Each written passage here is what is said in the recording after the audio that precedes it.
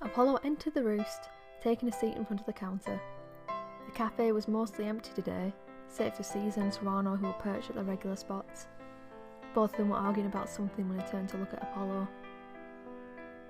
He got comfy in his seat as he ignored the stares he had already gotten so used to.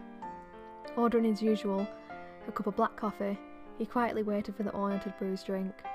He allowed himself to unwind as he listened to the slow pouring of the coffee. The perfect temperature to draw out the taste is 175.38 degrees. Here you are. Brewster set the cup down in front of the eagle.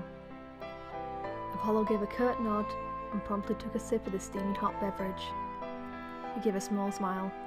This is very good. Thank you. I'm glad. Please, take your time to enjoy while it's still hot.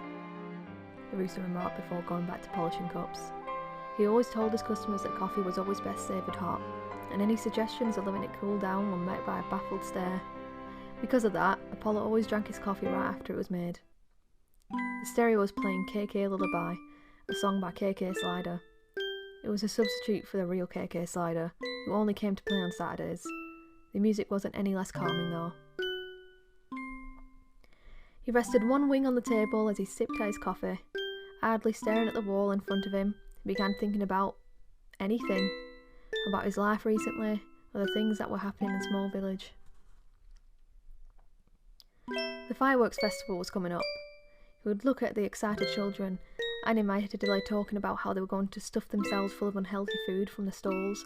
He would softly smile to himself, reminiscing about his own childhood. The freedom of being able to run around and do things like catch bugs and dig up treasure. That was what being young was like. He'd long since grown up already, but the feeling of longing was still there. The illusion was immediately shattered when the kids noticed him looking at them. They'd dart away, scared of Apollo and what he might do to them, and a frown would replace his tiny smile. He was aware of how intimidating he could look sometimes, but any attempt to seem non-threatening wasn't noticed by anyone, as they would awkwardly try to shuffle away or even just run from him. He sighed, setting his empty cup down on the saucer and putting an abrupt stop to his depressing thoughts.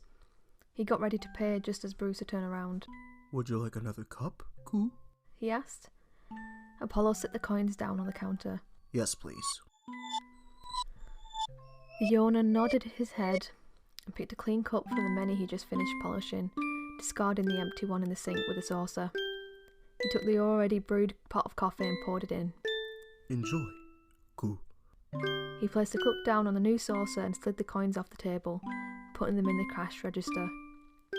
Apollo watched the Rooster go back to what he was doing. Despite what everyone else thought of him, Brewster always seemed to treat him nicely every time he came here. He knew it was mandatory for him to act this way towards all his customers, and he did come very often, but he still appreciated it nonetheless. As he was drinking his coffee, the song suddenly switched to KK Bossa. He put his cup down and quietly started to hum to the song. He made sure it was quiet enough so only him and Brewster could hear. There was no point since no one else was left in the cafe. The song held a lot of meaning to him. It was the first song he had heard KK Slider perform. It was the first song he had ever bought a record of, and it was a song that played at his first date with Whitney. He hardened his gaze. Whitney. They'd only been dating for a brief year, but it was the best year of his life. He would never meet anyone else he could connect to so much. But after their first year, things began going downhill. They became an on and off again couple, separating for presumably the last time only to get back together again. Their last breakup had been particularly nasty, and he was sure that they would likely not resume their relationship, much less speak to each other at all. Yet he still missed her. His feelings, while dwindling, were still there. He looked down at his half-drained cup. The coffee had already cooled and lost its flavour. He quickly chugged down the rest before taking out more coins, setting them beside the cup. It was delicious. Thank you. Brewster gave a barely visible frown. It's not good to chug coffee, Koo. Even if it wasn't the ideal warmth, you mustn't rush like that. He said, taking the coins. You're right. I'll keep that in mind next time.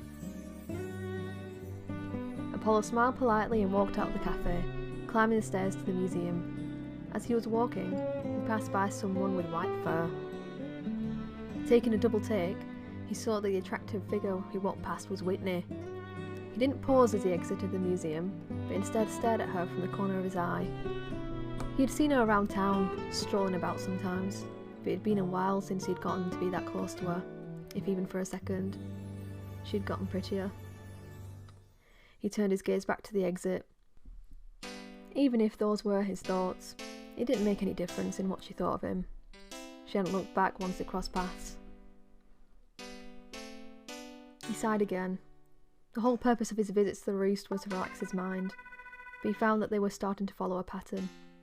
Nice and calm in the beginning, but his thoughts were ultimately his own downfall. He considered taking a hiatus and not going back for a while, but he couldn't do that. He had a reputation to maintain as one of the cafe's recurring customers, and if he stopped going, Brewster would profit less. It wasn't the place's fault anyway, it was his. But he had to put an end to these conflicting thoughts.